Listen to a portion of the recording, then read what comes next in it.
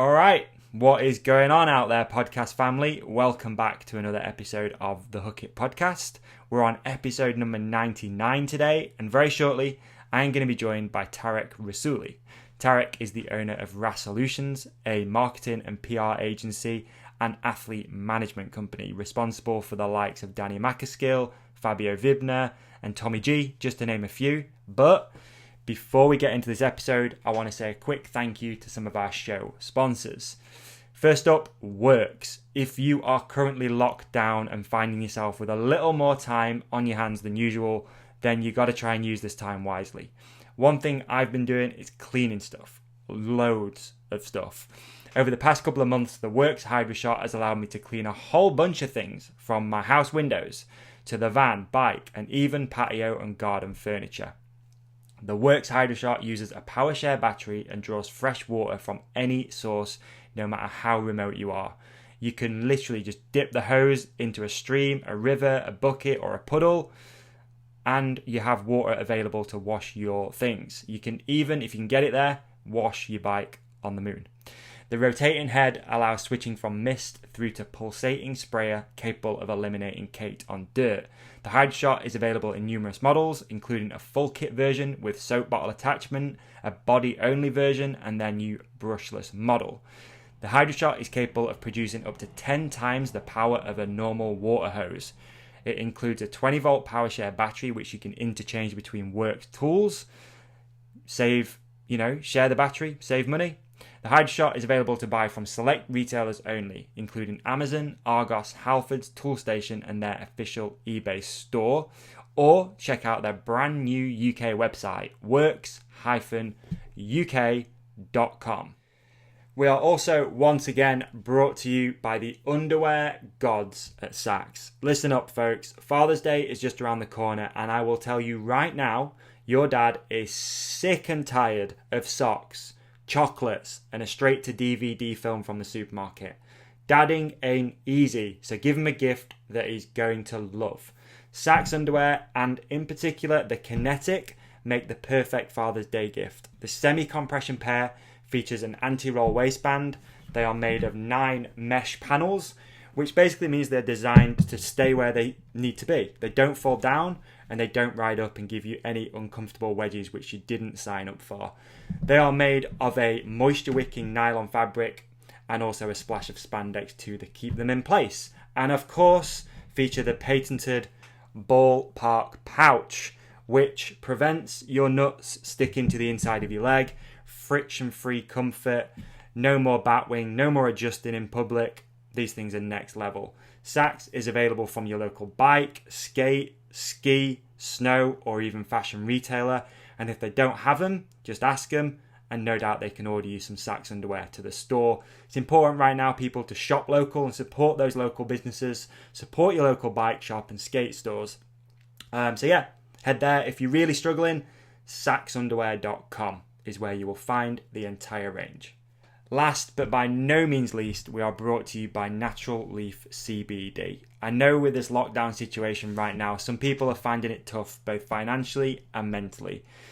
I've had battles with anxiety in my life, and a couple of months ago, I made a promise to myself that I would sort of stick to a very strict quality CBD oil regime. I'm no scientist, but I'm sure you've seen and heard all of the positive research and stories about CBD products. But you have to be careful where you get it from. Do not trust the guy who's washing your car or serving you at the petrol station to tell you about CBD oil and sell you something quality. Natural Leaf CBD is a family-run business based in the UK that are in this market for the right reasons. Unlike petrol station attendants, vape stores and animal sanctuaries, they know what they are talking about when it comes to quality CBD oil. All Natural Leaf products are full spectrum, which means you get the full cannabinoids and not just the CBD pulled out of the crops. They are organic and vegan friendly, so you aren't going to be ingesting any pesticides or fertilizers. They use a CO2 extraction system to ensure you get a clean product with a guaranteed strength. So what's on the bottle is exactly what you're going to be putting inside your body. Sustainability is also a big part of the business too. So all the bottles and tins and packaging are 100% recyclable. if you want to help support the podcast and help support a legit company, then give Natural Leaf CBD a try. Just head to all the W's, naturalleafcbd.co.uk, and if you enter the promo code HKTPod10, you'll get 10% off everything on the store too. All the links and websites for all of our show sponsors are in the show description. So, let's get into the episode. All right, ladies and gentlemen, before we drop in on this episode, I do want to say a really, really quick thank you to everybody out there in podcast land for your continued support. Lockdown ain't easy, but I know I've been sort of sticking to a very strict schedule myself personally and putting a lot of work into the podcast too, as hopefully you guys can see. The lockdown series is going brilliantly. It's been a bunch of fun, and I want to thank Ollie personally again, even on here, just for his support, and everybody out there, all of the guests that have been joining us, all the people who continue to share and buy merch from the merch store, etc. So yeah, massive thank you to everybody out there for doing that. Like I said earlier on the introductions to the show, Tarek Rasouli he was a former professional mountain bike rider who you may have heard of from the Cranked film series. He was a former professional BMX racer as well, and had an accident in 2005, which we do talk about in this podcast, and has flipped the script and sort of come at his new situation with a positive attitude, started Rasoulutions, a marketing and PR agency, and he's an athlete manager too to some of the world's best athletes. And this is a super interesting episode. It was something that I personally am really interested in when it comes to marketing, PR, and athlete management. So it's a pleasure to sit down with Tarek and have this conversation. So without further ado, let's hand over to Tarek and myself and enjoy. Thank you, folks. Thank you for doing the podcast, dude. I really appreciate you taking the time out. I know there's some stuff that we're gonna talk about in regards to like a new website, but just a pleasure to be sat here talking to you, dude. I've been sort of following Rasoulutions and marketing efforts that you guys do and some of the athletes that obviously you manage for a while, so I've got some questions. But it's cool, man, just to have you on as a guest, so appreciate it. Thank you. Well, thank you for having me. I'm very pleased. Hey, no problem at all. It's going to be a little strange doing an episode which is going to be slightly more serious than some of the stuff that we've been doing for lockdown. So I've been doing these sort of like, episodes with Ollie Wilkins where we don't have any plan or structure. We just sort of hit record and chat shit basically and have random guests. So yeah, I'm sort of looking forward to being a bit more, I guess, serious in a way. I don't know. But you don't have to. I mean, it's either way. I mean, of course we can, but we can also. Yeah. You know what I mean. Like those things get really loose. So try and hold it in a little bit. So what's the status right now, dude, in Germany where you're based? We just talked about it real quick, but with coronavirus and retail opening up, like what's going on sort of in your town and city or? Yeah. I'm in Munich, and it has changed definitely a little bit. Actually, last night, I went out for the first time to have a drink, and the place was closed at 8 o'clock in the evening, but it was out, like you could sit outside and have drinks, not inside, just Right. outside. Okay. And then on Monday things open. I think restaurants open, so you can have dinner until 10 o'clock. It's kind of bizarre because they're opening until 10, but then outside only until 8, which doesn't make sense really. It seems backwards. Yeah, exactly. It seems really backwards.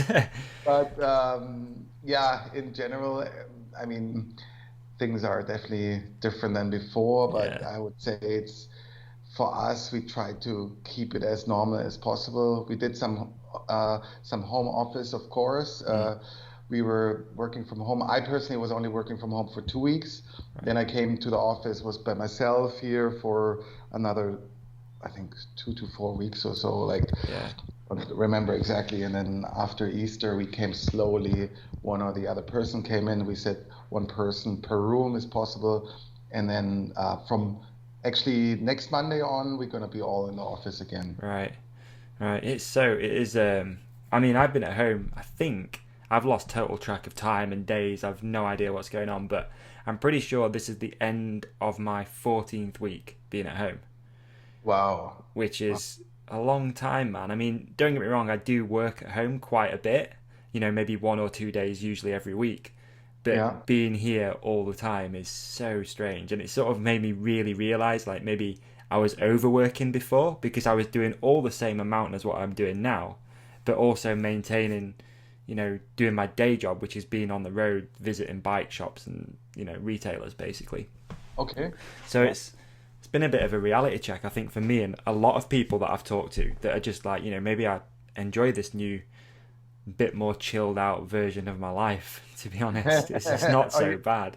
It's not so bad. But can you go outside and cycle Yeah, so around? the UK's been, I guess, I don't know whether you could say good or bad, I don't know, but it's been pretty good with that we've always been allowed to go outside and get exercise. There's a bit of confusion at first how long you could go out for, but it was basically that as long as you're on your own or with members of the same house, you can go Yeah. outside and do whatever. You weren't allowed to drive places to go to exercise, but you could go from home. So Yeah. I'm super lucky. Like I live just outside the Peak District. I don't know if you know Sheffield too well. Uh, I haven't been there, but I okay. know where well, did you say PD district or what? Yeah, No. PD Yeah, District. yeah, Oh yeah, no, yeah, it's the of course. Peak District, but yeah, it's Steve Peak District too. Um, so yeah, I'm not too far from there, so I can just sort of cycle from my house. But I'm really lucky. But obviously, people who are stuck in cities, it's going to be a totally different situation. So I've been using it to my advantage, dude. To be honest, been super structured every day. Been ticking off things that I've always wanted to do, starting new projects, putting more effort into the podcast, all this sort of stuff that I've never had time to do. It's been a great time to catch up and do these things and sort of have a bit of, it's a bit cliche, isn't it? But a bit of me time. It's Awesome. been kind of nice too. So That's nice. got to take Yeah. positives, haven't you, from this whole situation? If there is any, it's that people have maybe been allowed to do stuff like that, and Yeah. um, Yeah, and exercise quite a bit. Like I noticed, well, I personally rode more my hand bike, and I see so many people on bikes along the river in Munich, and people are running, but a lot of cyclists, and I think sales in for bikes are actually pretty good oh in man, it's Germany and in DACH insane region. here. It's insane. There's barely any bikes under £1,500 in the UK for sale, because Yeah, everybody, because we were still allowed to go and exercise. I know in various different countries they were sort of really locked in and you couldn't do anything, but here we were still allowed to exactly. exercise and bike shops were allowed to stay open because they're Yeah, essential travel. So yeah, bike shops have just been just pumping bikes out, dude. It's insane. So yeah, yeah, it's probably a good thing for the industry. I mean, it is a good thing to the industry. We've got so many new cyclists and mountain bikers, but I guess the negative effect of that is production further down the line because all of the bikes are sold. Supply chains have been closed. Factories have been closed. Shipping's a nightmare for certain countries. So I think yeah. we're going to feel this. Yeah, a lot of retailers have made hay while the sun shines, but we're probably going to really feel this a few months down the line, maybe 4 or 5 months down the line when new bikes are starting to come out. Mm-hmm. That's the impression I get anyway. But Yeah. but yeah, still here, most shops are closed. I mean, we've got supermarkets are open, but restaurants, bars, hairdressers, as you can tell from me, everything like that's closed. Yeah. So it's just strange times, man. But it is what it is. Exactly, exactly. We make the best out of it, like Yep. as always. Like for me, that's my, let's say my story of my life and making the best out of a situation, Yeah, no matter what happens. for sure, for sure. So, dude, there's so many things I want to talk to you about. Always good that I feel like to start from the beginning. Maybe for people who aren't necessarily familiar with you. You you're not maybe like a household name, but what you do within our industry is super important and actually really really interesting and cool as well. So do you want to do like a quick sort of what you do for your job and the company that you run, and then we'll sort of rewind a few things and sort of talk about your upbringing and all that sort of stuff. That'd be really Yeah, cool. yeah. Yeah, I run Resolution. I own Resolution since 2005.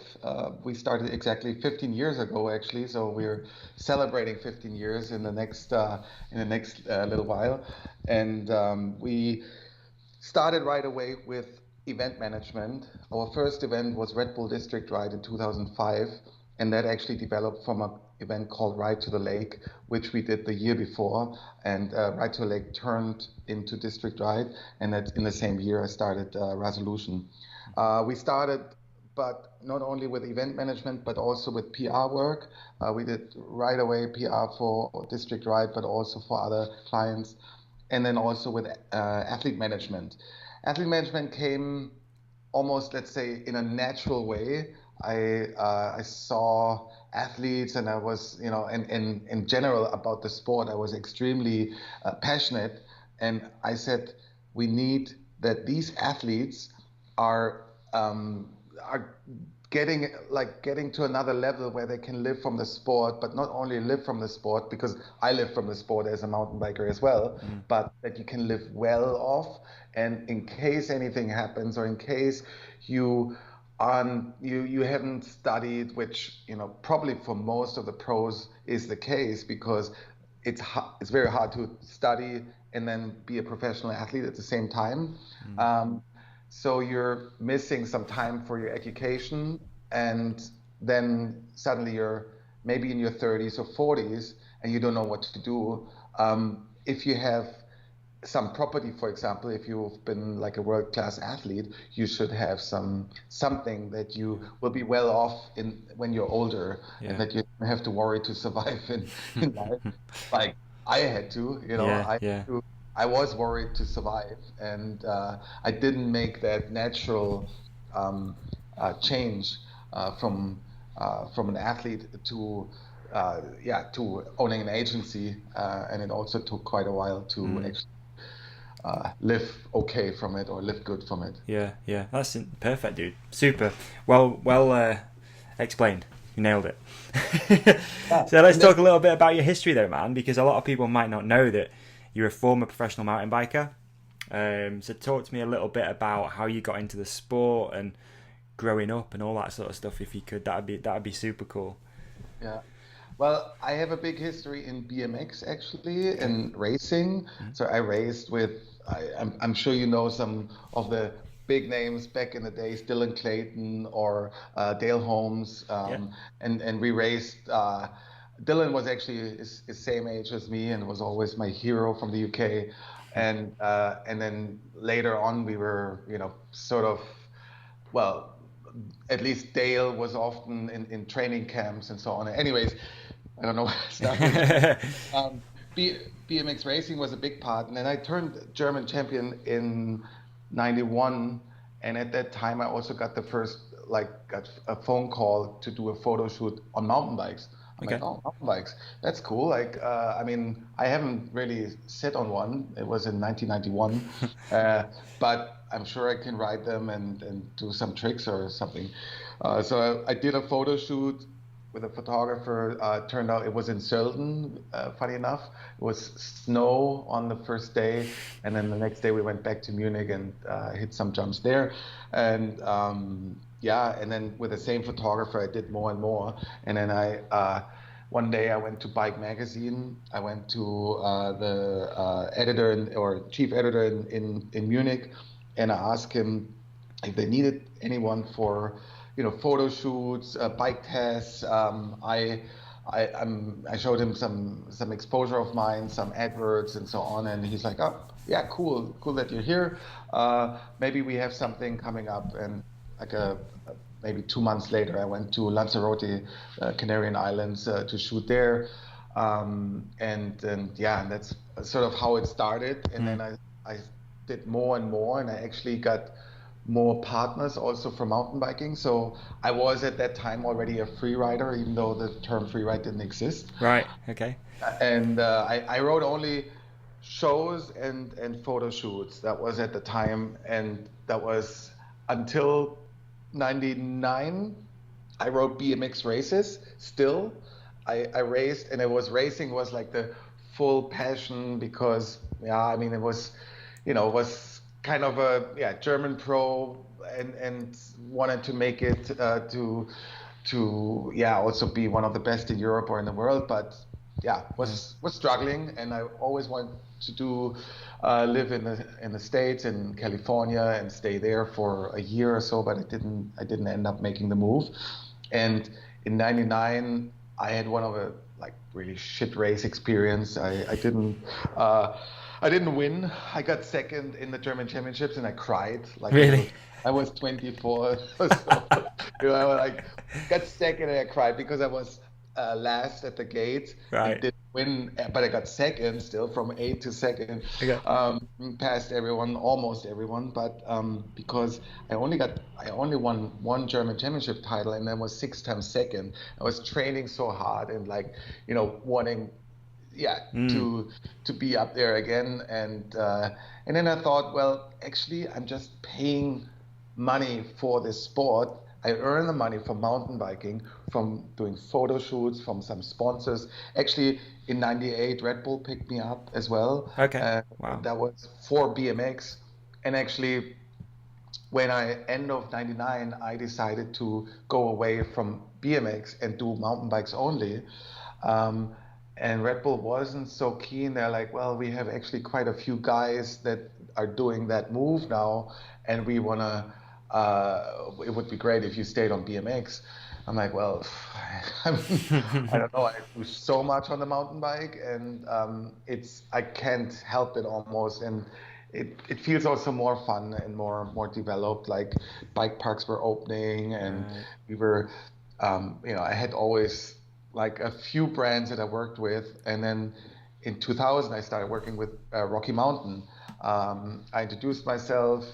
Actually, first it was a pretty funny story because I was on the phone to the German distributor, and it was just before, like in spring, late winter, spring, and he said, I said, well, do you need a rider?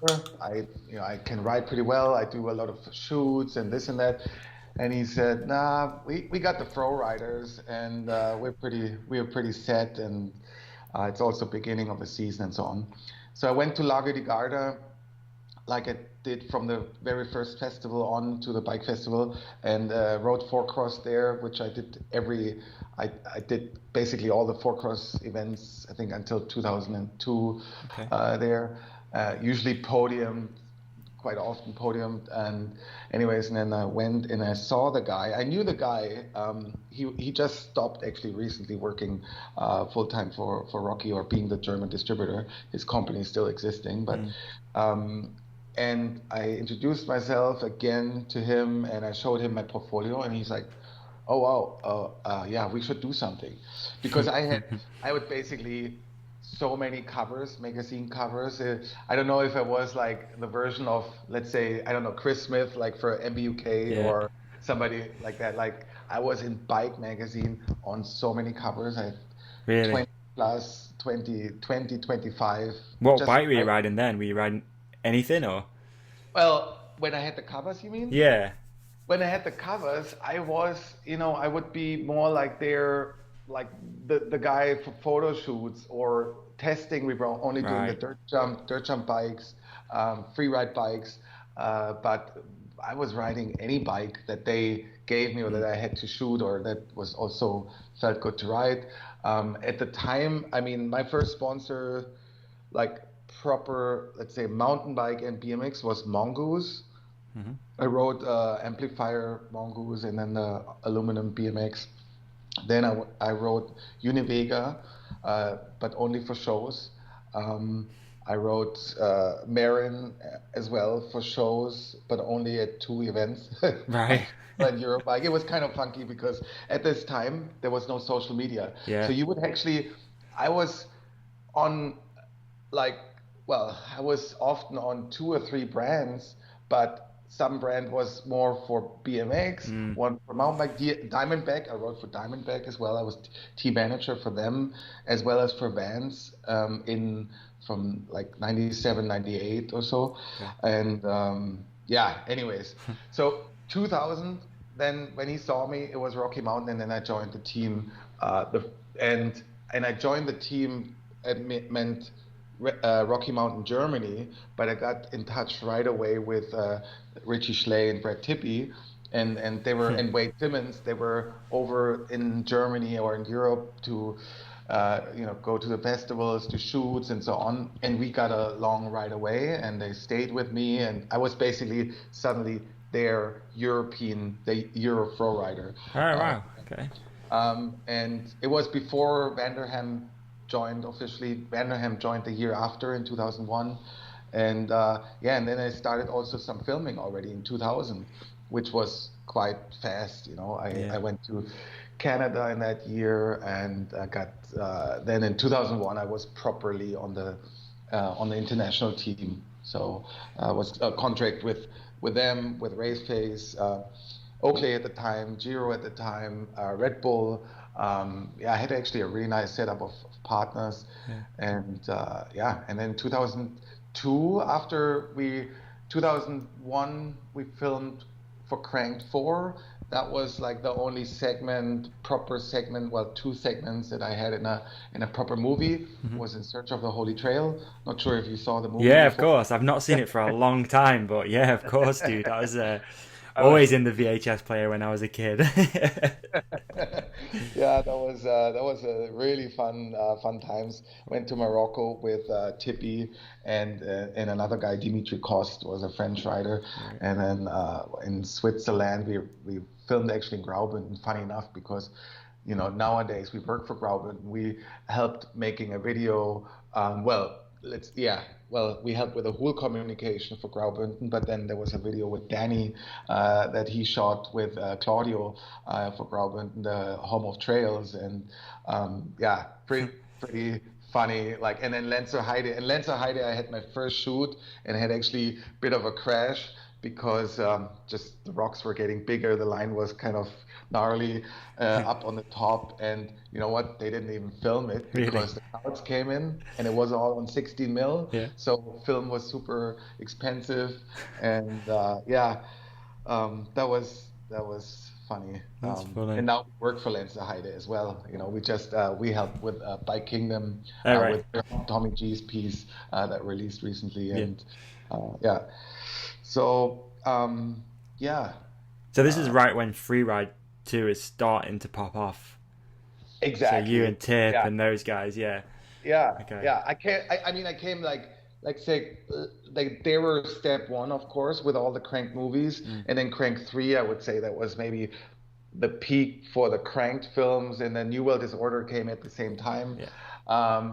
And I was sort of in Europe. There weren't really many freeriders, a few in France, and like Momo and his guys, and then Lionel, there were a few guys, and started to shoot lots. And when I was on Rocky, things changed. I had to sign autographs. I was on the stage, at big festivals, etc., etc.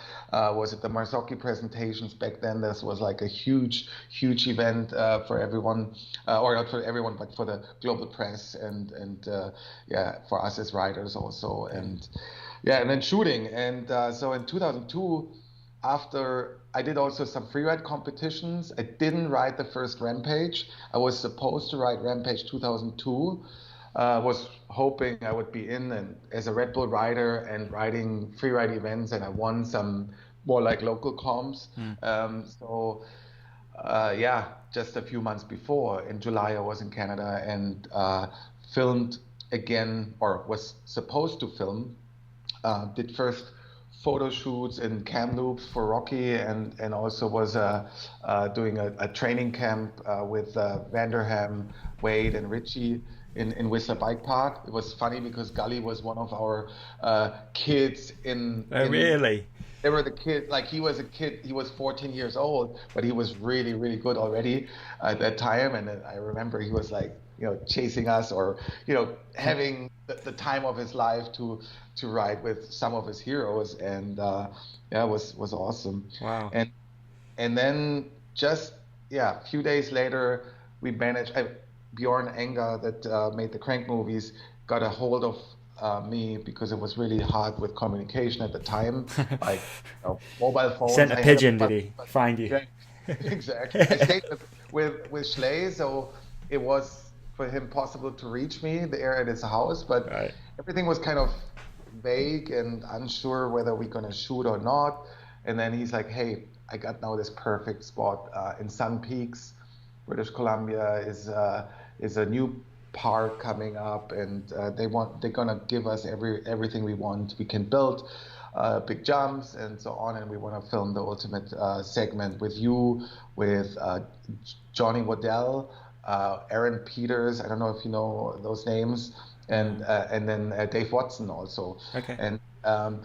And Johnny Waddell was actually him and Aaron Peters were part of the Santa Cruz Superheroes, I think was the name. It was, I mean, that's 2000, around that time, 2002. And but Johnny was also on Red Bull and was like was actually top downhiller.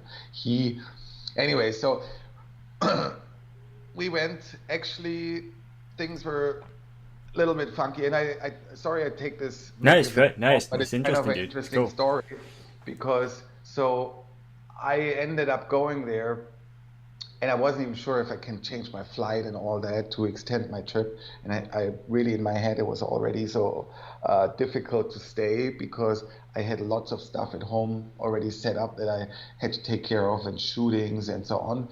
And Eurobike was coming up. And so anyways, I managed to change my flight and go to Sun Peaks, meet the team there. And then they said, hey, actually, we don't have the permits. It looks not too good. We should pack our stuff. We packed the truck. I have one more meeting, like the guy, Bjorn Enger, had the meeting with the tourism again. And we were already in our mind thinking we go to Williams Lake or to some other spot in BC to film. Yeah. And he then came back and said, hey, we got the thumbs up, green light. We can go and we can do whatever we want. We are awesome. Okay, take bikes off again, and then first scout with a digger, somebody that was helping us to build the jumps. And so we had these different areas, and one was a half pipe, a snowboard half pipe, out of dirt in the summer, of course. And we were planning to have some jumps built into the half pipe, a big step down transfer, and then to the left, and then another air, and then another air out. So then we were filming in daytime, Johnny and me with Bjorn. We were filming basically just downhill, like fast single trail riding, and nothing too special. And at the end of the day, we got the shout from Aaron Peters that was helping with the building, and he said, well, the half pipe, there's already definitely 2 hits that are ready. And we were like, okay, awesome. We go over, we check it out. End of day, Bjorn already took the last chairlift down.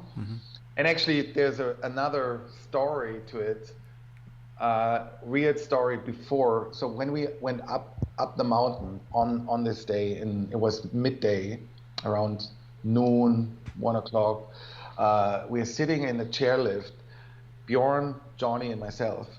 And it was my first time in the interior. I mean, I was like Kamloops I was before, and then Sun Peaks, Rocky Mountains, beautiful blue sky, and I felt so good. And I'm like, wow, it's so beautiful here in the wheelchair. And I'm like, and the guys are laughing, like, in a wheelchair? I mean in a chairlift. And I said, chairlift. I'm like, yeah, all right. On that day, I probably should have just been like, okay, guys, see you later. You guys now. I'm not doing anything. But instead, I didn't take any signs and wasn't really. I learned some years before. I learned some stuff for like almost meditation and feeling more to hear on your inner self, or your inner voice. Yeah. That really feel the moments and feel what is right and what's wrong, and feel, especially when you ride, you have to feel the whole time, because if you don't feel, you're gonna fall. Yes, dude, and it's so true, isn't it? That, sorry to interrupt, but how many people have had like a nasty accident that say there was just something in the air that day, like I just didn't feel right. There's so many people say that. Yeah. And it was exactly that. At that time, a few guys got injured. I remember Robbie Borden got injured, I think his wrist or scaphoid or so. Another Joe Schwartz, maybe, I think he got broken collarbone. There were tons of injuries here and there. And I think a kid also crashed in Kamloops a little bit before me and broke his spine. He was Blair Jones was his name, 17 years old. And anyways, but yeah, so we go and I was we go to the spot at the end of the day to check out the half pipe, and Johnny and I were there. And Johnny was the better rider, I would say. I mean, different rider. I was more like a jump guy, like totally into hitting dirt jumps and doing some big stuff, but usually very how do you say, very I would calculate and be very conscious, and usually I would ride with Wade, Richie, and Tippy, and especially Richie and Wade we were a little bit similar in the riding style, and we would hit similar stuff. Right. And I was used to always hit it first when I was with them, because I was the Euro guy, or maybe it was from BMX racing. I'm not sure why, but I was always like the one that wants to guinea pig and be that idiot. So it's the same way there. I didn't know Johnny and so well, and I felt just like I had to hit it first, and we talked about how many pedal strokes. So it was like a downhill in run with a about 5-foot lip, going into, like, the lip was over the top of the half pipe, and the landing was in the middle of the half pipe. So it's a step down of about 15 feet or so, but with a distance of 40 feet. So it was really big and technical. Yeah. And the landing today, when we build events and when we make jumps with our builders, we make always super big landings. You cannot overshoot, and that was an issue, that the landing was actually a bit short. Right. But so I went. I just did one pedal stroke, was rolling, and my suspension was usually really hard setup, like more like a jump guy, and really stiff. And anyways, I jumped and I see how I passed the landing. I'm like, oh my God. And I let go of the bike, which comes again from dirt jumping, but you do that, come up short, and not when you go too far. When you go too far, you are like, I gotta hold on and hope that my wrist and my ankle's gonna hold on, and not break. But in this case, I was like like almost 20 feet up in the air when I let go of my bike. You ejected there. Wow.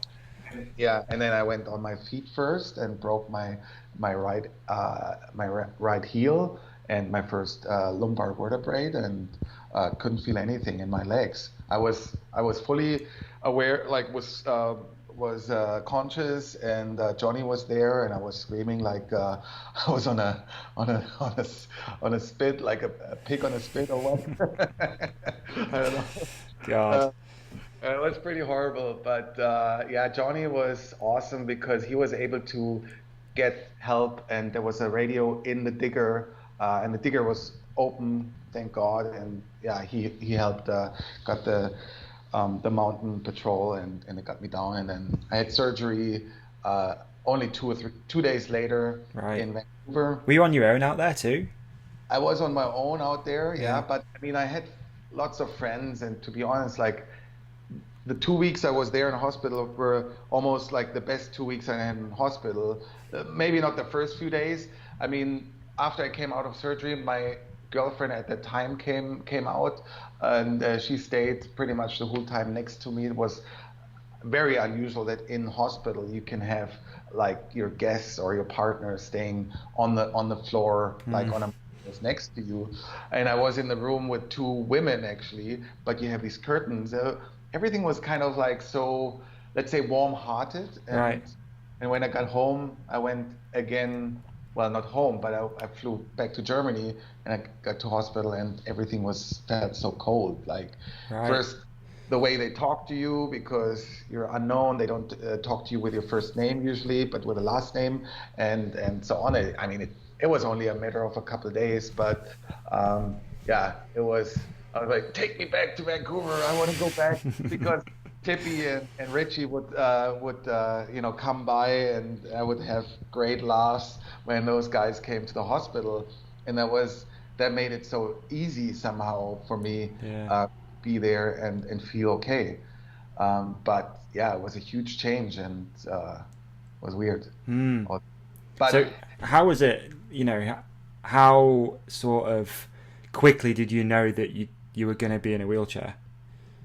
well, I knew that I'm going to be in a wheelchair for um, I didn't know for how long and if it ever can repair. I didn't know. Yeah. But, you know, when you're in rehab, usually they tell you after, if you don't have anything coming, like no movement after 3 months, then it's over. Even like they say sometimes 6 weeks, sometimes 3 months, then just prepare for a life in the chair. And I never wanted to like believe that, or I didn't really um, I did lots of rehab and I tried many things, and I still do rehab actually, Right. and I still try things, but of course I couldn't I had to do also go back to a normal life, whatever that was, because at the time I didn't know what I gonna do, because I was a pro rider, living decent from mountain biking, and then suddenly having nothing, and I didn't study. Right. I had no idea. But Bike Magazine was really cool, and I was able to have my own column. Well, actually, first like a double page that helped them. It was called Dirt Bike. It was Dirt Bike was a double page in Bike Mag, and it was sort of the pre project for Freeride magazine in Germany.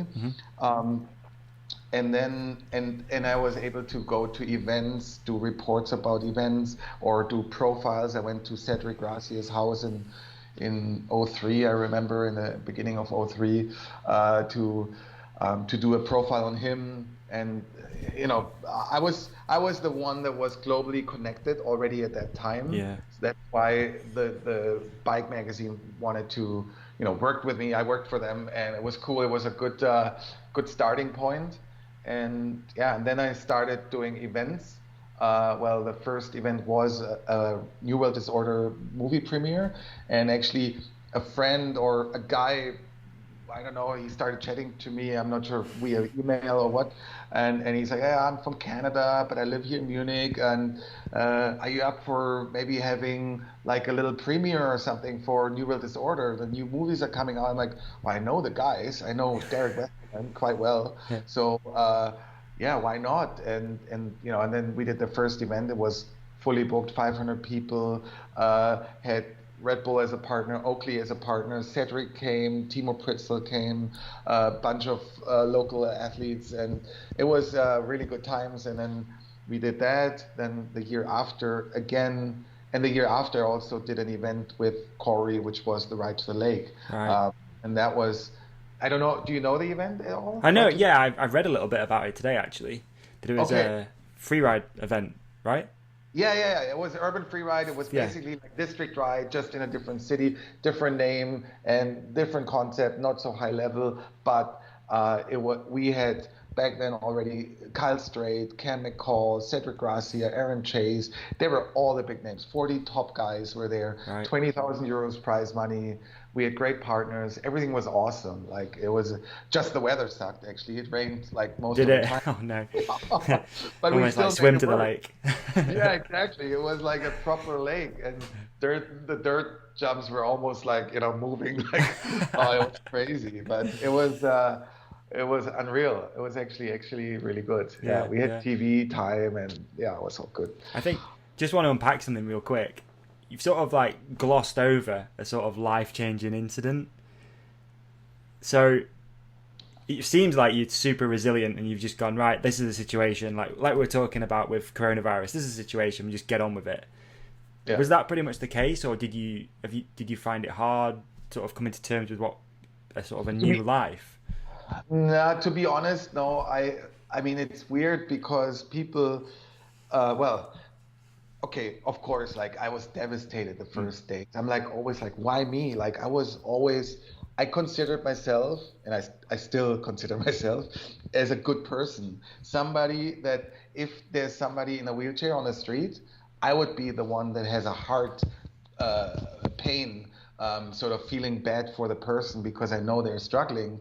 And probably even today it's like that too, because I know the people that are on the side of the street, they're more struggling and they are in chairs, Yeah. or there's people that are being pushed around and in chairs.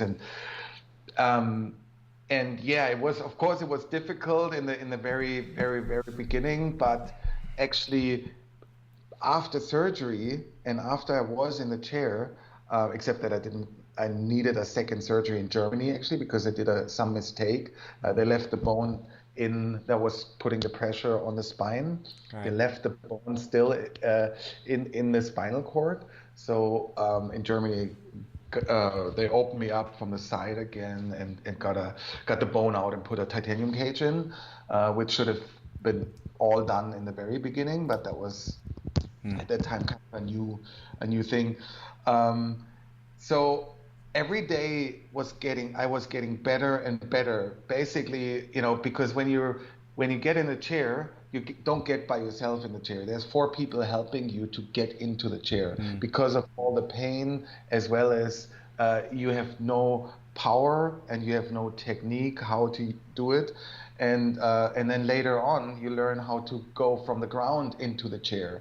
Like, I mean, I can do that. It's actually still, it's not easy. I can get myself from the ground into a chair, but you have to practice this. And every day I was getting better. Right. So actually, I was positive, and then I had lots of friends visiting me. I mean, I was very blessed, and my day would be fully packed with training. I would just be like in the hospital and in the rehab center, because it was hospital and rehab center in one. I was just training, and it was life hasn't changed except that I cannot ride a bike. Right. Yeah. Yeah.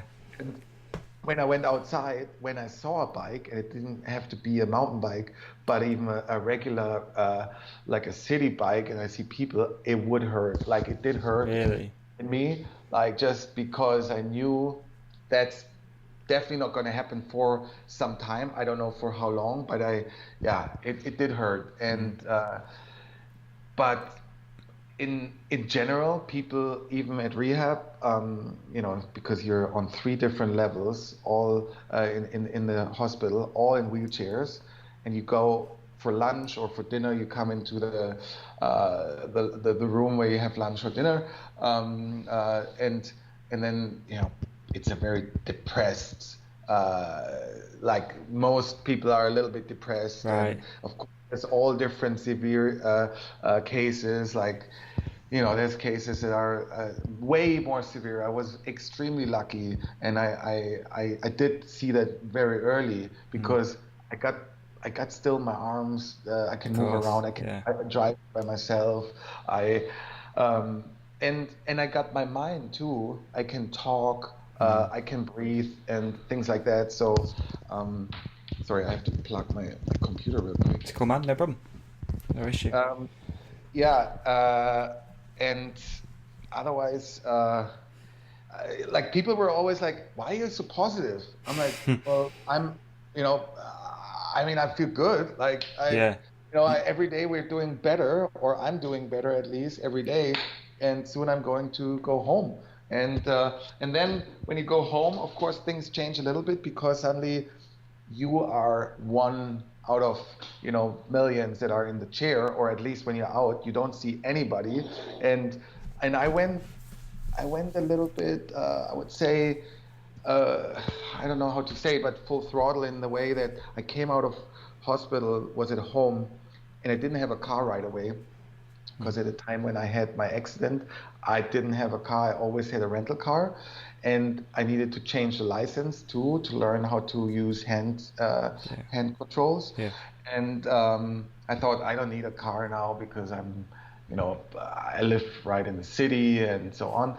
But I went then a lot on public transport, And when you're in public transport, you're in a wheelchair, and there's hundreds or thousands of people that are not in the wheelchair, and you feel like they're maybe looking at you, maybe they're feeling bad for you, maybe I don't know, and then they want to help you or this and that. And it was like, okay, but I didn't judge, because what helps you in general is not to judge. This is something I learned when I told you I did some sort of meditation or things to develop your higher self, and this is like not to judge. I still say this, and I still believe in this, that you shouldn't judge. Of course, if you have an amazing moment, just feel it and be like, wow, this is amazing. But when there's things that are negative happening, like, how can you do something positive out of it? Don't judge it, because it is what it is. You don't need to put a label on it, because if I look at my situation, I'm in a wheelchair. I cannot ride a bike. I cannot walk on the beach. I can't do certain things. But actually, I'm like 100% independent. Which is very lucky. But I got beautiful friends and people around me, family still, and so on. So I always saw more that part of the. It's a very stoic approach. Yeah, it's my approach. Yeah. Just I think everybody should have that approach, because they would live better and would feel more happy. I believe I was happy the whole time, pretty much. From like of course there were little moments, and I had pain. I have still pain, pain in my legs, not heart pain, but I have nerve pain that started in 2002 after the accident, and it was sometimes on crazy levels, and I still have it. And it's like, well, and I have things that are not great that I don't need to talk about. You probably read, maybe you read Steve Murray's book, or I haven't actually. No. Yeah, it's definitely. I mean, it's a different level, of course, and he had, definitely completely different injury, but we all sit in the chair, and there is other things than just sitting in the chair. Things that don't work so well anymore, or not at all. Yeah, of course. Yeah. When did the sort of, you've talked a little bit about it, sort of teased about meditation and all that that sort of thing. When did that come into play? This is something that, by the way, I'm like super interested in, because myself, I meditate quite a lot. I've sort of, as I've got older, taken on a bit more of a sort of stoic approach. I sort of need that stuff in my life now. If I don't, struggle with anxiety, all that, all the bad things that come along with that. So what have you done? What do you do? Well, I did something that's called Avatar. I'm not sure if you ever heard of this, because it's quite 90s, and I did it in 1994, and I don't know how they developed afterwards. And but it was like a group of people. It's a foundation in Florida, and you can do different levels of Avatar courses, and you can become a master and work with other people. I got the master level, actually, which was the second level, and it's things that some people have them already in themselves, sometimes from the beginning on, or it depends how you got raised, and also through sports potentially it's easier, especially individual sports, I would say, where you have to feel yourself a lot. And when you feel like the feeling of things, as well as of course, not just, I mean, first there's things, and there is lively things like animals or people, and of course yourself. And feeling is so important, but feeling without interpretation.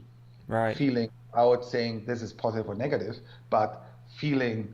You feel what it is like to be a tree, for example. Like a tree is standing in the wind, and you can potentially feel how the wind touches the leaves, or how maybe the branches are moving, and of course it will always stay your own interpretation, how it feels, but you can at least do your best to be one with a tree. Right. Okay. It sounds weird, of course, and everybody, maybe people will be laughing now. But no.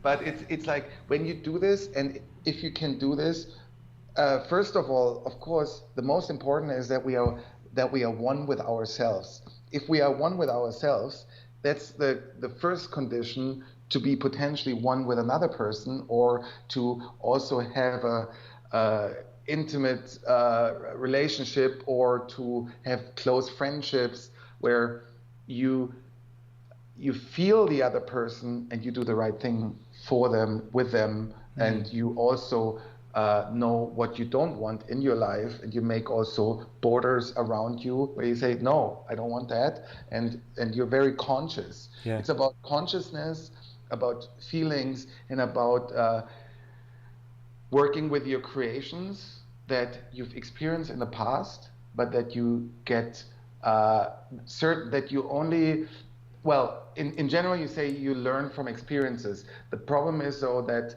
experiences can also trap you in some way, and almost put you into a bubble that you cannot really get out, because you're like, well, but back then I did that, and that's now I do this, and this limits your creativity, actually. Yeah.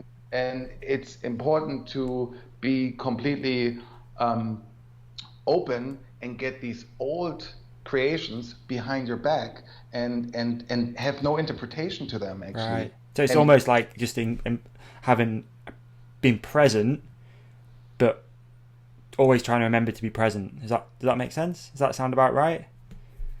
Well, if you're present, I mean, there's just, be present. I mean, present is like you're there and you're feeling. You're not in your mind like, oh, what I have to buy now, this tomorrow, yesterday I went there, oh my God, and this and this and that.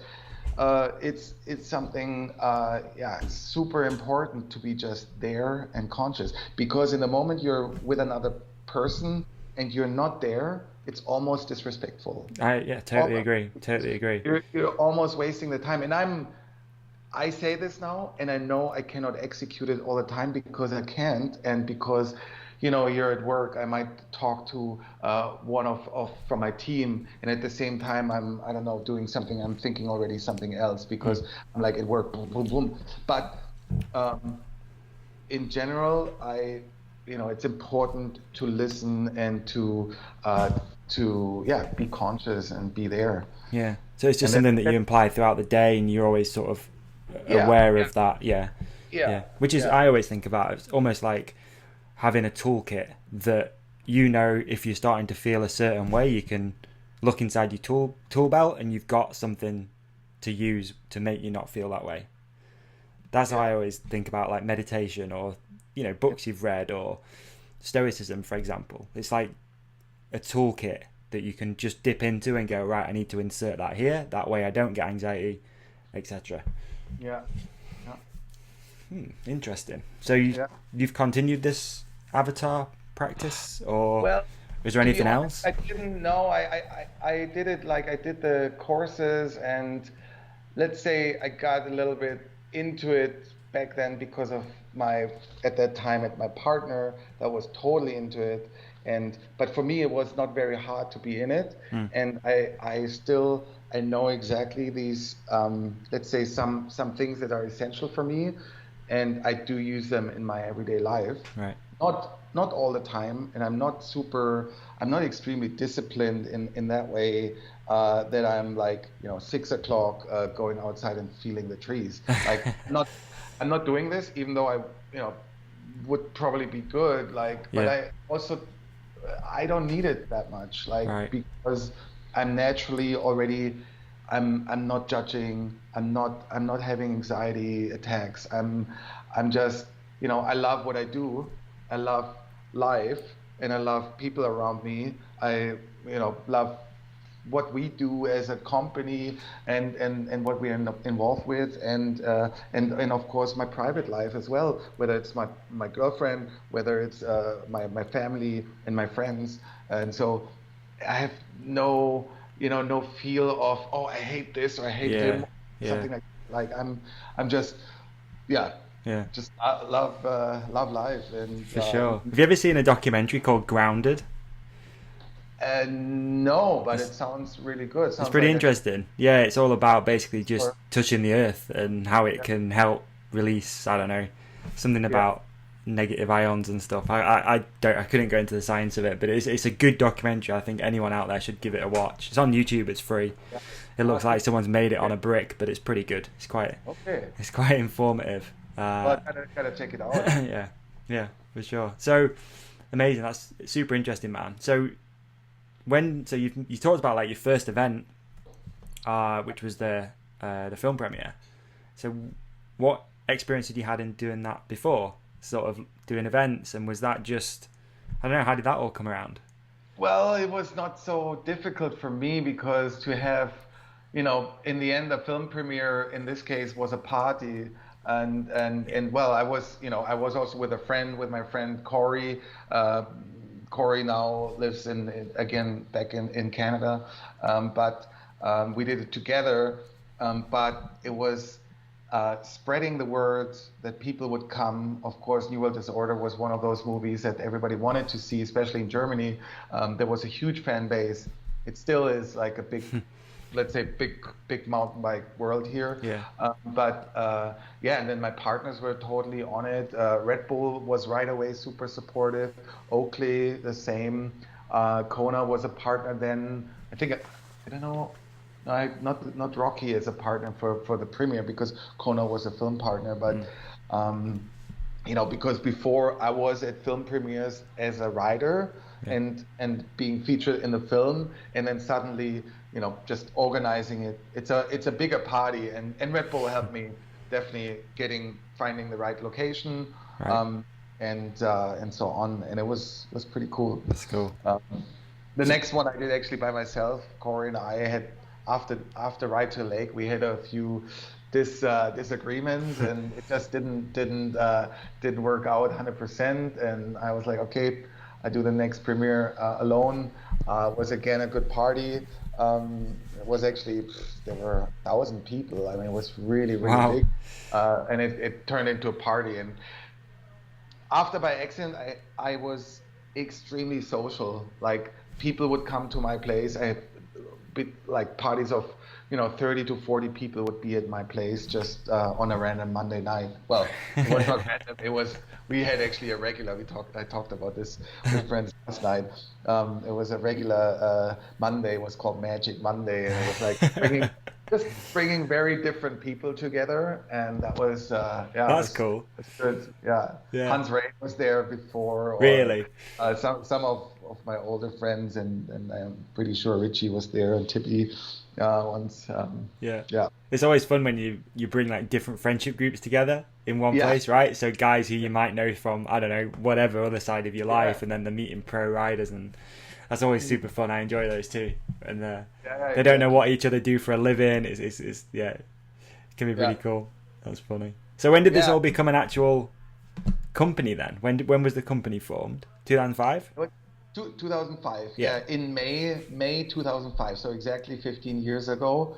And after Ride to the Lake, I had so many requests from different countries. I had requests from the UK, I had requests from Portugal, from Italy, from France, from all different countries. I'm like, holy shit, I don't know how to deal with that, and getting things out that we can actually do something for them. I didn't know how to sort of tackle it, and I knew I have to start an agency, but I also knew I needed a partner for it, because I didn't have I didn't study economics or business administration, and one of my friends from these Magic Mondays was a girl, and she was in a bigger event agency, and she heard about it, and she's like, oh, that's cool, and it could be cool, and then we decided to do the company together. All right. And she was definitely an important part in the start of it, and we worked together for 6 years. And 2011 she stopped because she was pregnant and got children, and she wanted to move away from Munich. So I bought her out, and then from 2012 on started was the only owner. But then I brought, because Anne, she did so much more on the administration side and also on the event side, organizational stuff. and I was more the guy that's more in media work and athlete work and that stuff, and consulting brands and so on. And we started to consult brands then already, and that's like bigger part these days. So Natalie, which is my sister, she came in because she always did my private paperwork, my bank stuff and tax stuff and so on. Sorry. And she came in the beginning just for 3 days a week, and turned out that she became the second, my right hand, and she's the deputy director, and she's looking after everything that's admin work and HR and getting everything from the business side sorted that you need in the back office, like contracts, the boring stuff, and so on. Yeah, the more boring stuff. But then on the other hand, when it comes to events, she's also the one. She's extremely passionate about the sport as well. She rides herself. She does. She used to ride BMX with me too in the 80s, actually. Right. So she has it in her. She was just after my accident. She was very much like, oh, bikes, like not good because of my accident. And in the end, she came even to Whistler with me 1 year, and she rode there and had the time of her life on the mountain bike.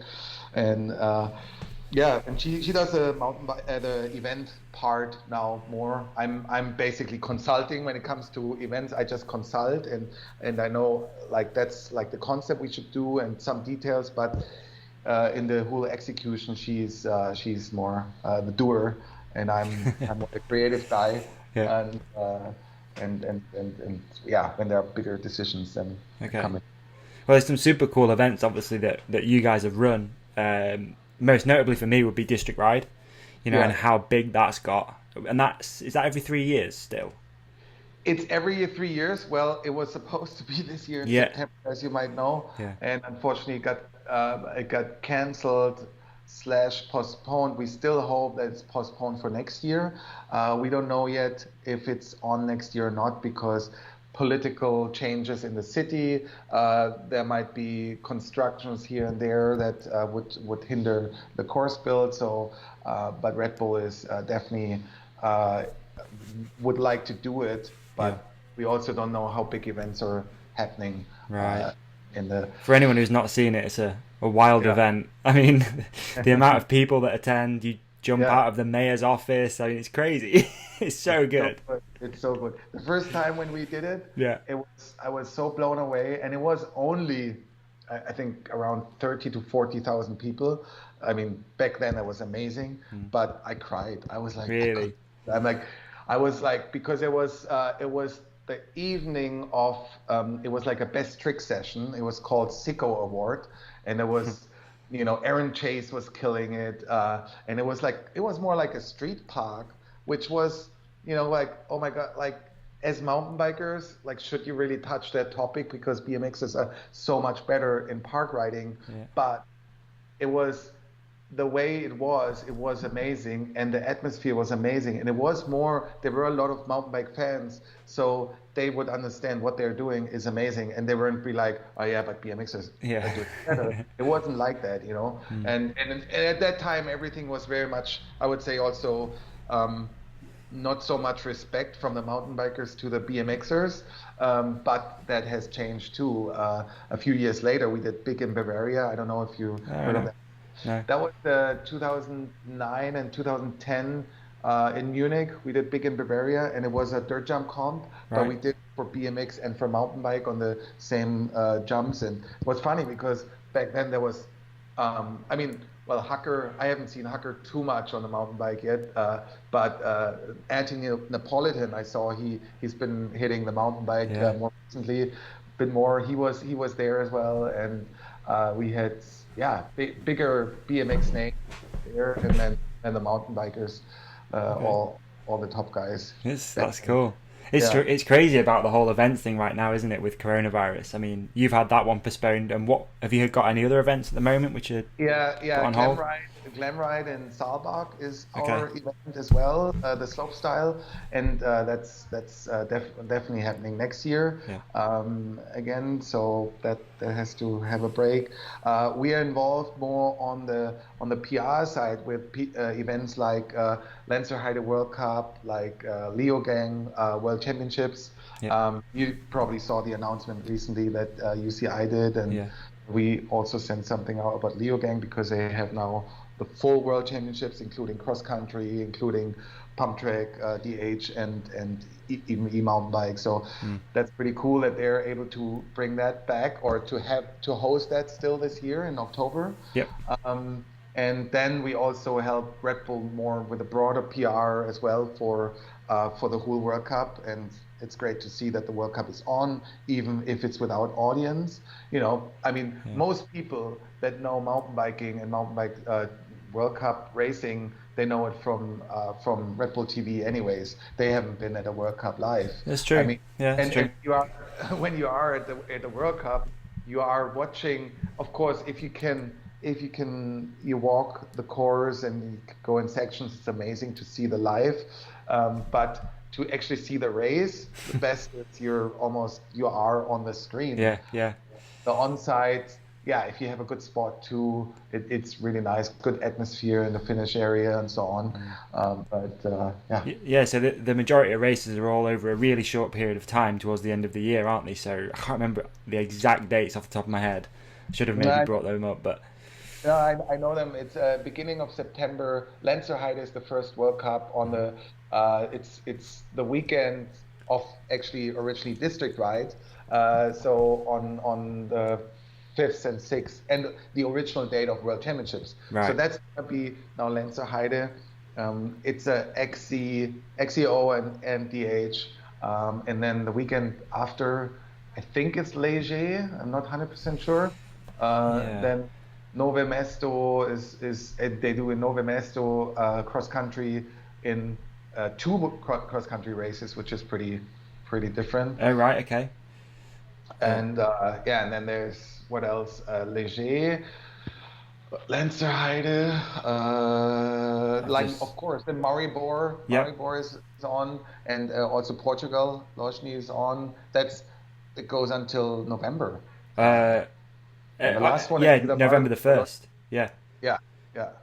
Wow. It's cool. I love it. It's action packed. That's for sure. Yeah, it's totally in a really short time, and that's good for the teams. There must have been really the condition also from the industry, I'd say, because for them the worst would be if it was like, there's an event and 3 weeks later is another event. So this way they can travel from event to event. Like you say, they're not heading back to California or Canada or anything either. It's all pretty much that's all Europe, isn't it? So it's a very interesting time. Did you see the same with the Supercross too, that it's all done over 3 weeks? Oh no, I didn't know that. Yeah, they have 7 rounds in a 3 week time scale, all in one stadium, no crowd, no fans. When is this? It starts at the end of the month, I think, the 31st.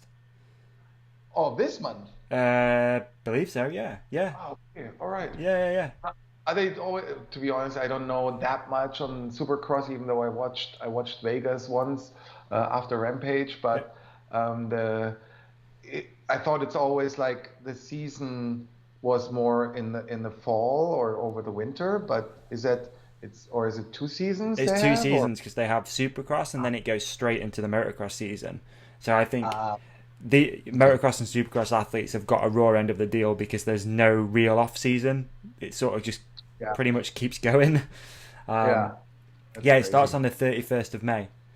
Yeah. Salt Lake City. And then 31st. It's basically every Saturday and Wednesday for 3 weeks. All in Salt Lake City or in different places? No, all in Salt Lake City. One stadium. Oh. Yeah, it's crazy. Yeah. That's weird, though. I know, it's really strange. But one place, but yeah, there's some crazy rules where riders aren't allowed to leave. And if they do leave, they've got to stay in some sort of quarantine or something for a few days after, and it's crazy, man. But at least they're able to do it actually that soon. Yeah. I'm really surprised, actually. Yeah. yeah, Cool. media and sort of athletes and team only. So, but it's really good for the sport because it's going to be on NBC. Oh, cool. So All right. huge platform for Oh, Supercross. So nice. and like you were saying, it's going to be the same with downhill, isn't it? That Yeah. everyone's going to be tuned in to watch it. It's going to be amazing for Red Bull TV. Yeah. You know, Is Bernard Kerr, was he not trying he, to ride? he tried He, to qualify for Anaheim. yeah, but he couldn't. His license didn't work Yeah, or his something. license didn't work. Yeah. Yeah. He was he joined us for one of the episodes of the lockdown series we were doing, and we're going to do Yeah. a sort of longer one because I'm a big Supercross / motocross fan, so I Yeah. want to know more about what happened. But it's cool. I mean, fair play to the guy for going out and even considering riding one of those tracks, and it was a ballsy move as well, man. You know, sort of putting himself out there because so many people were going to criticize his move. You know, going over there and trying it. So many people were going to hate on him, but fair play. He went and did it anyway. I think it's pretty cool, to be honest. Yeah. You know. So one of the most sort of interesting things for me with what you do is athlete management. For people listening, you know, Tarek and your company manage Danny Macaskill, Fabio. I never know how to say his last name. Wibmer. Yeah, because there's no W, right? So Wibmer, yeah. Yeah. And you know, Tommy G is a whole host of people that you look after. So who was the first athlete that you brought on board? And I'd like to know, you sort of talked about it a little bit first, but like, why did you start this leg of the business? Were you seeing athletes not getting managed properly, or this is, again, for me, super interesting. Yeah. Well, the first athlete was Trond Hansen, and Trond I saw. I'm pretty sure it was in 2005 in Whistler, riding Whistler Crankworks already. Because I was judging at Crankworks from 2004 till 2007. Right. And I saw Trond and then also Niels Windfeld. They were both Norwegian. Okay. Trond, I mean, they were really great riders, and I thought, wow, these great riders, but they have no sponsors. And I was like, we should do something. We should work together. When you're here in the top 10 of the world, like, you should be sponsored and not just getting some product. And like the original, like I told you, the motivation was for me to get athletes to a different level because, well, get them on the one hand, get them on a different level and develop the sport and, let's say, the income also for those athletes because they're entertaining millions of people, or some just hundreds of thousands, but still. And then they might get, I don't know, a bike or back in the days, struggling in life just for something they're passionate about and entertaining so many people and filling magazine pages and nowadays more the internet is full of them. And when I managed myself, I was doing everything from being in touch with the sponsors, finding new sponsors, being in touch with media, being in touch with photographers, being in touch with film production.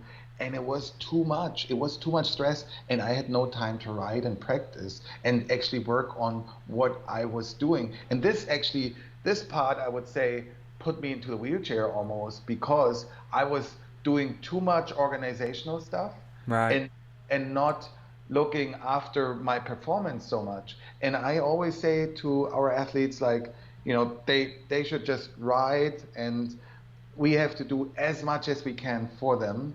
Of course, they still have to do interviews here and there, or a podcast or whatever it is. But we want everything set up. They just get a mail, this and that, or we book their flights, or we do their contracts. We do everything,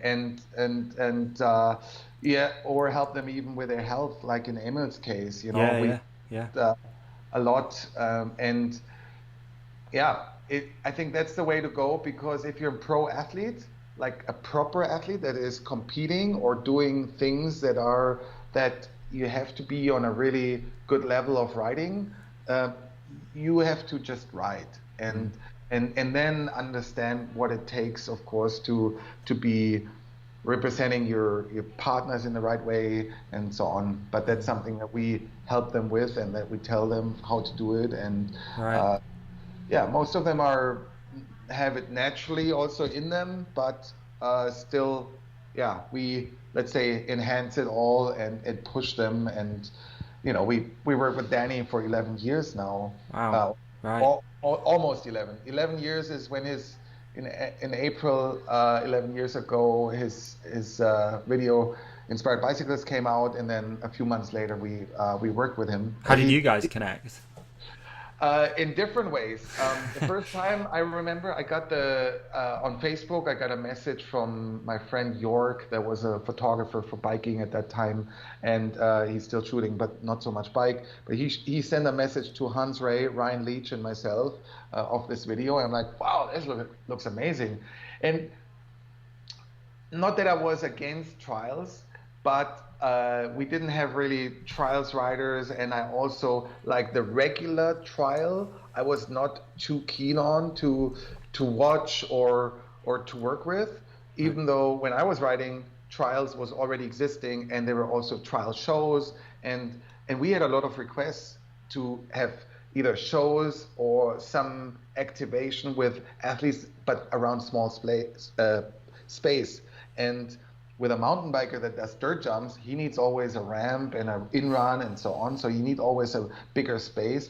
And that's why I thought, oh, trials guy could be really good. But Danny is not a regular trials guy. He rides bikes with a new interpretation that has, the introduction on, let's say, mountain bikes as well as trials bikes for the fakey nose wheelie that actually comes from Dennis McCoy. I don't know if you know Dennis. Yeah. DMC is funny because I saw him, or met him actually first time properly face to face at X Games in Munich, when we organized X Games back then. And yeah, we talked about Danny. He's like, yeah, Danny got the G turn. It's actually my trick, and blah, blah, blah.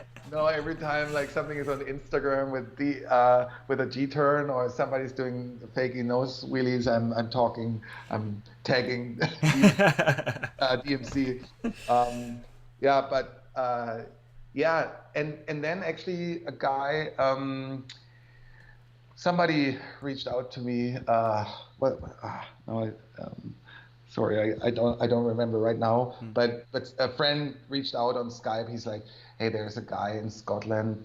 I think he's really talented. He could need your help. I'm like, what do you mean? And then it's like this guy. And then I think he made the connection, and he gave me the phone number. And then I contacted Danny and talked to him. They had a website set up at the beginning, but yeah, there were just so many requests coming in, and we were one of the requests. But we were talking, and we invited Danny to Munich. I wanted to meet him as a person, because for me, it's not about just working with good riders. I want personalities and people that are real and that are more humble, that are well-grounded, that aren't thinking because they hit the internet now they are the best guys in the world or something. Just stay on your feet, and of course you jump a lot and you're often high in the air maybe, but don't need to be up high in the sky. Yeah, the ego doesn't need to be at the same height, right?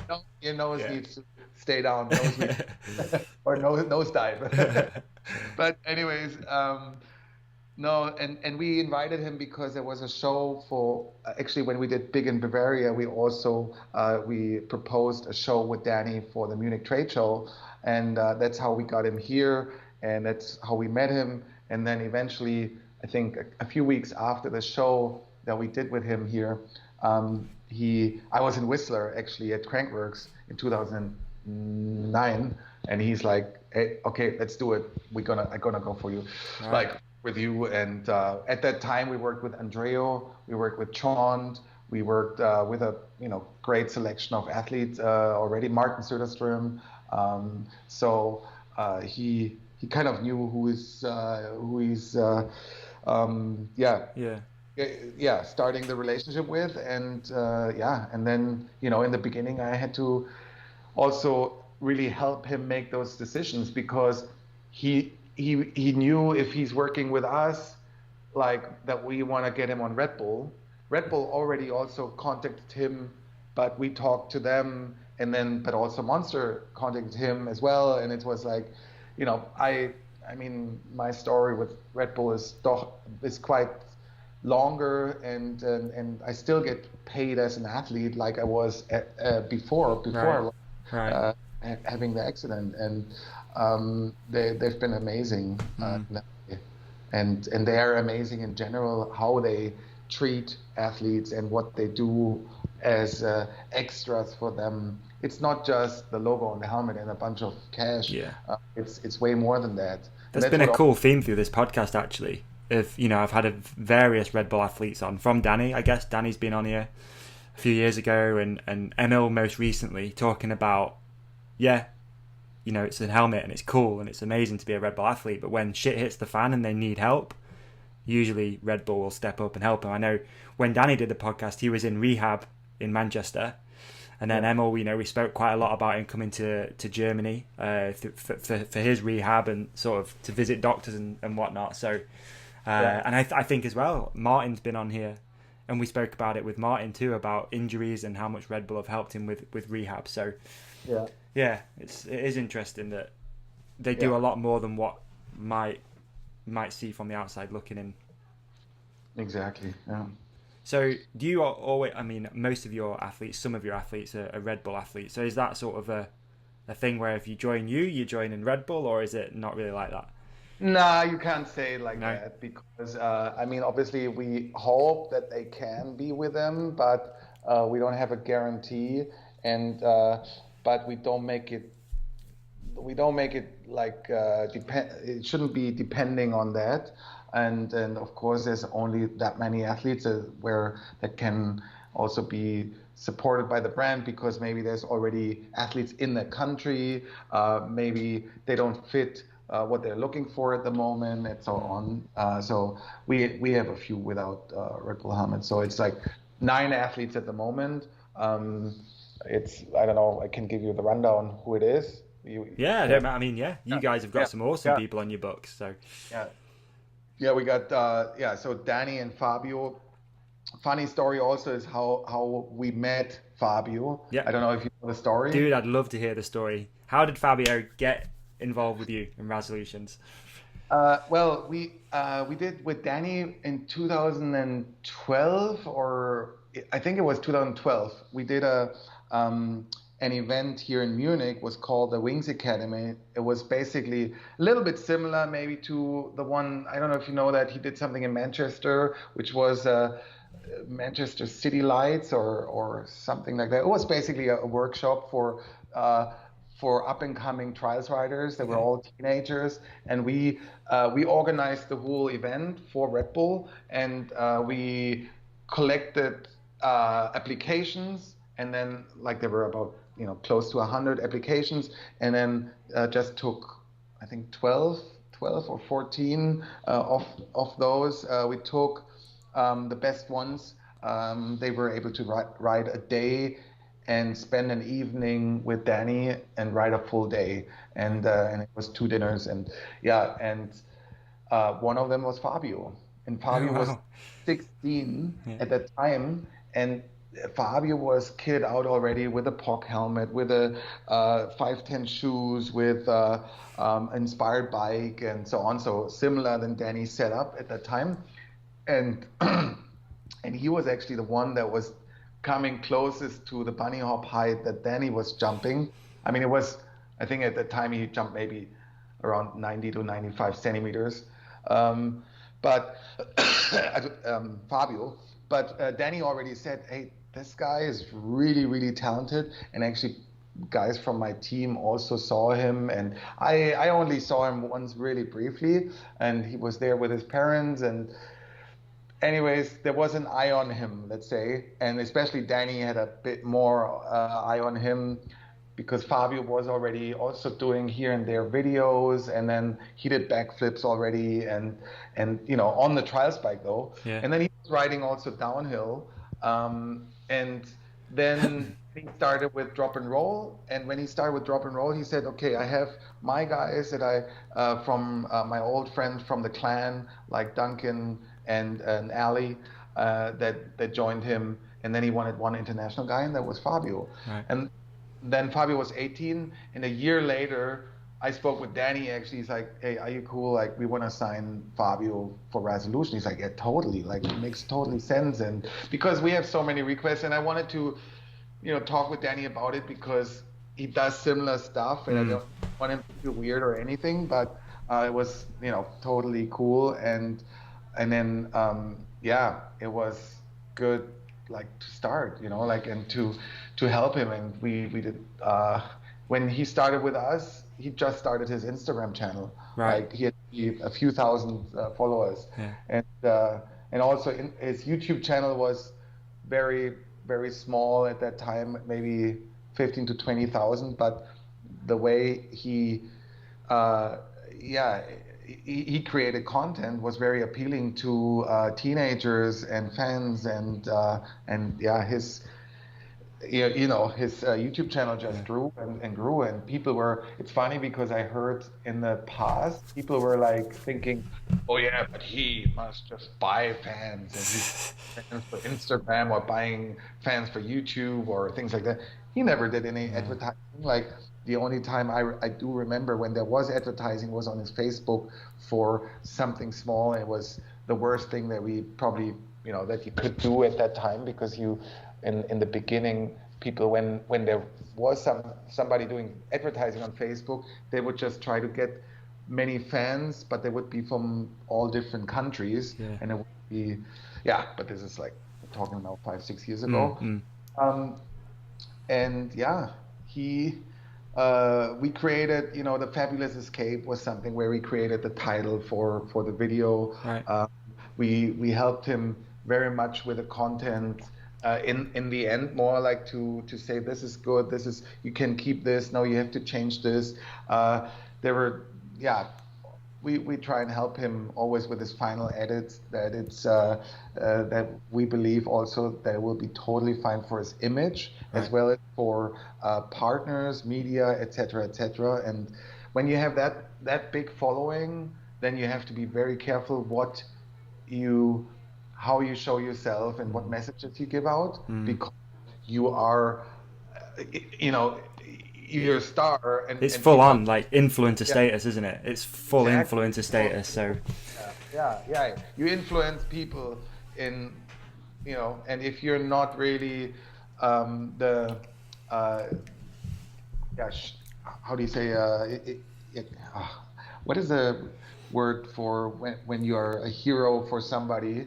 Not a people's favorite, but you know what I mean. Mate.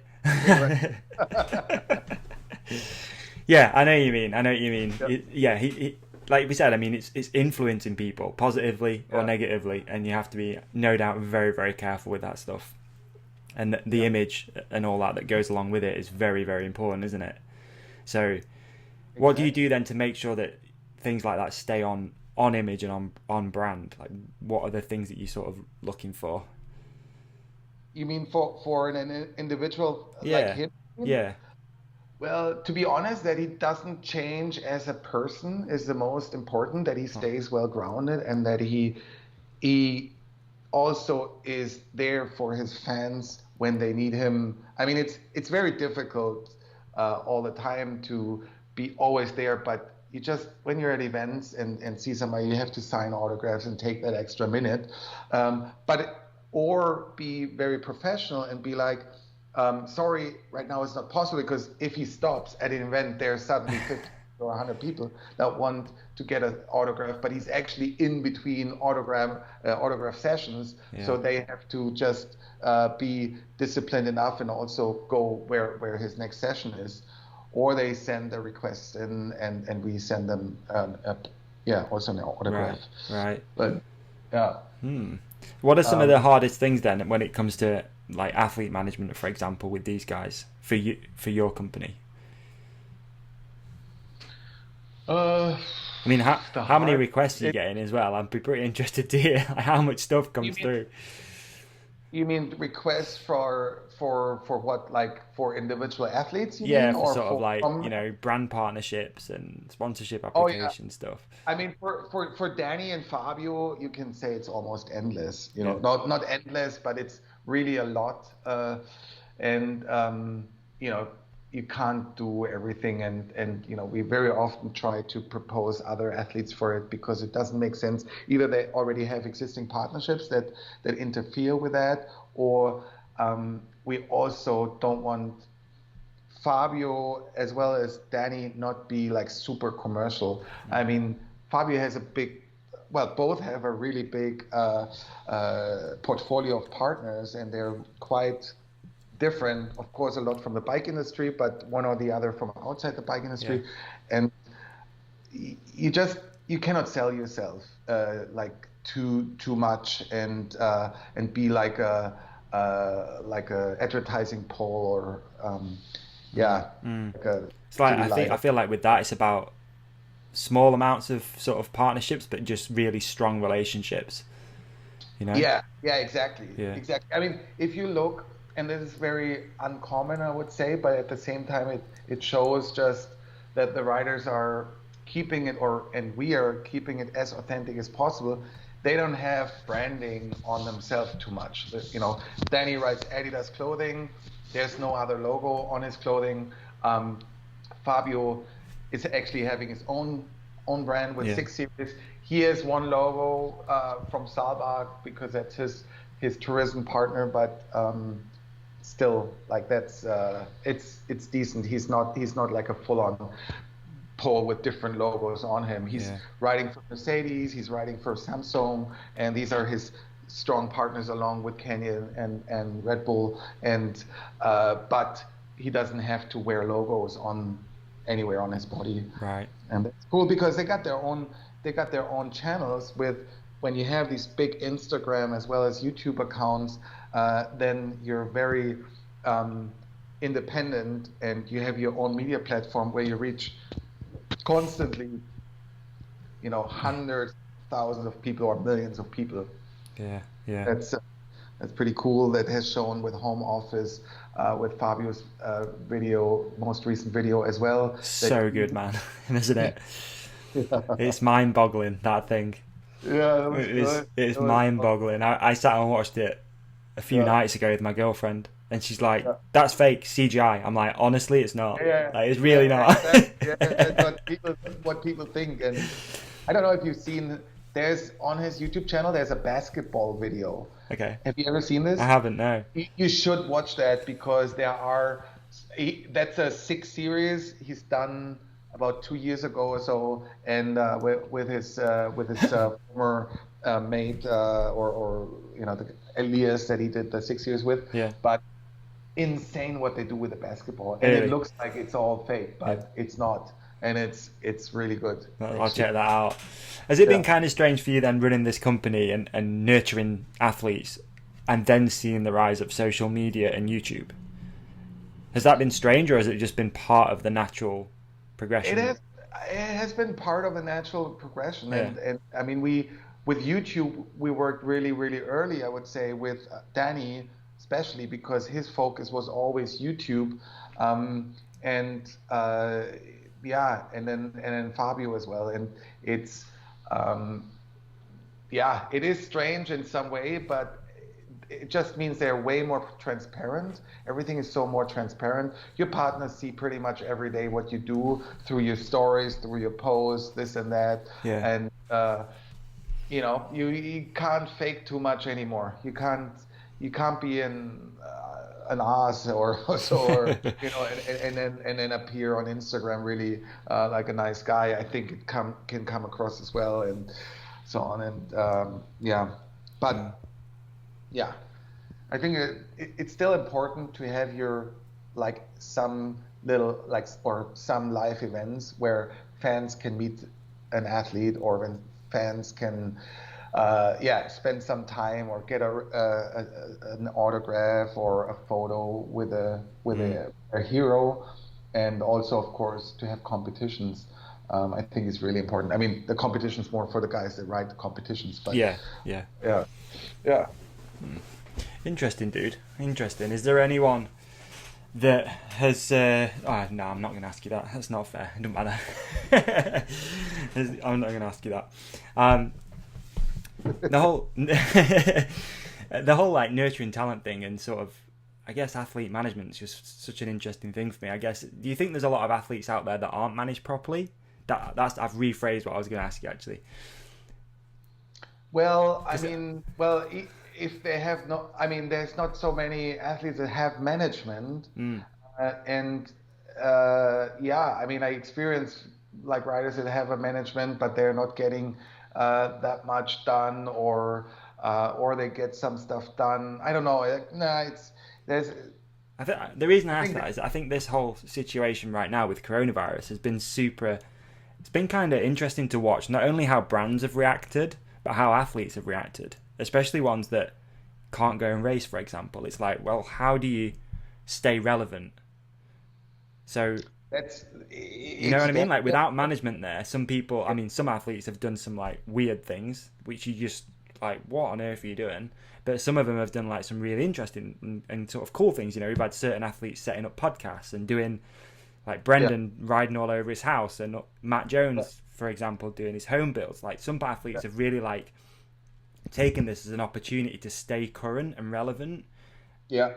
but some of them have maybe not known what to do and how to market themselves Yeah. in this sort of weird climate. So that's kind of why I was curious what you thought on that, really. Yeah, no, I mean that I think in that situation definitely helps to have management. I mean, like I said, we helped Fabio with his home office quite a bit.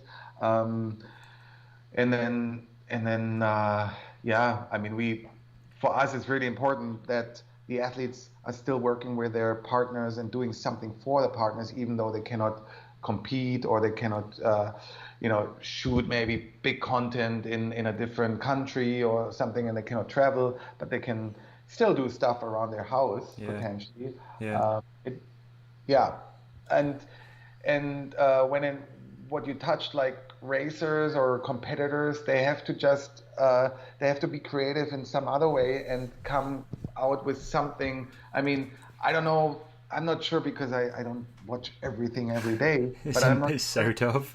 if for example, like, you know, for DH racers, like, couldn't they just talk a little bit way more about their product and their setup of their suspension and the setup of their bikes, like stuff that is not just done once, like in a side note somewhere or 5 minutes here or there, but even something regular, like that could be super interesting. Like I would love to do this, like a regular, whether it's well, it would be a video, something for YouTube, and you get every individual filming about his bike. But of course, there's some secrets, maybe when some people don't want to talk about, like these are these little details. But Yeah. to a certain level, you can do there a lot of, let's say, coaching for the general Joe Blow Mm. that is very valuable, and so on. There's tons of ideas I think that could be out there, but the racers, I think, are not used to do that. Yeah. So they're just probably training and are either on rollers or on the road bike, or riding, shredding down the mountain in their neighborhood. But you have to Mm. do a bit more when yeah, you have to do just a bit more, I think. And Yeah. this year, thank God, there's still a World Cup, so that's good. Yeah. Yeah. Definitely. Cool, man. Well, I think it's good. Probably look towards wrapping up. Yeah. What's going on with Rasoulutions though now? I mean, 15-year anniversary. I know you want to mention that you've got a new website launching. Yes, yeah, we got the website launching next week. Well, hopefully by the time this podcast airs, we're Yeah. still like the last moments. We have a new logo, a new website, and um, we, I mean, we have changes done. Like, our agency is less of an event agency, how we started in the beginning, and just athlete management and events is not only what we do, but the big part is actually PR and consulting, Right. how to activate athletes, how to activate brands, how to to position your brand also within this big market. It's a really big market. Meanwhile, biking is, and especially mountain biking. Yeah. We work also with e-bike companies. We produce also our own content. Not yet on a crazy level. Like we don't do the next super HK 8K production or so, but we've done the video recently with Fabio in Israel, for example. Okay. Was our production, and yeah, we do, especially when it's around our athletes and their partners, and then some other stuff as well. Awesome. Yeah. Cool, man. Cool. Yeah. So people should go check the website out, see what's coming up. Have you got anything happening with athletes that people should be aware of that's going to come up? Well, I mean, I'm really glad that we already had some amazing moments with Home Office coming out. And I'll put a link in the show description for everyone. If you've not seen Home Office, I mean, you're probably living under a rock, or I don't know, but there'll be a link in the show description to check that out. And also The Legend of Tommy G, because that, to me, is like, that's one of my favorite videos. That's and good. I was so stoked that came out when it came out now. Like, it was perfect. Well, other stuff that's exciting. Well, we actually signed a new athlete, and we will announce that soon officially. But I mean, I can pre-tease it a little bit. But a Japanese athlete, Tomomi Nishikobu. Wow. He's from Japan. Actually does a little bit similar stuff than Danny and Fabio. So trials and with free ride inspiration, or well, you can say free riding with trials skills. So he rode motocross as well as trials, and yeah, there's a really good video we recently did. Okay. Really cool. All right, I'll link to that too in the show notes. They'll all be down there for people listening. Just scroll down and you'll see everything down there. Yeah. You know, I'll do like a full list of athletes as well that Rasoulution support. There'll be a list Instagram where you can go follow these people on Instagram, because that could be pretty cool. But yeah, cool, man. Like, super interesting to sit and chat and hear the backstory and all about Rasoulutions. I think it's a side of the industry that not a lot of people really understand about athlete management. So yeah, it's just super cool just to hear about it, dude. Thank you so much. Yeah, no worries. It was a pleasure to talk to you, and glad I could be in your podcast and hopefully give a bit more insight to everyone that's interested in the sport of mountain biking. Yeah, man, for sure. All right, it's been a pleasure. At Rasoulution on Instagram. Yes, yes, please. Yes. All right, perfect. Okay, thanks again. All right, folks, thank you again for listening to another episode of the Hook It Podcast. That was episode number 99 with Tarek Rasouli. Don't forget to please check out our show sponsors. Works, for all of your cleaning and power tool equipment. Sax, for your underwear. Don't forget Father's Day is coming up. Make sure you get that guy a good gift. Dadding ain't easy. And last but not least, Natural Leaf Cbd. For all of your CBD needs, check them out. HKT Pod 10 will get you 10% off the entire store.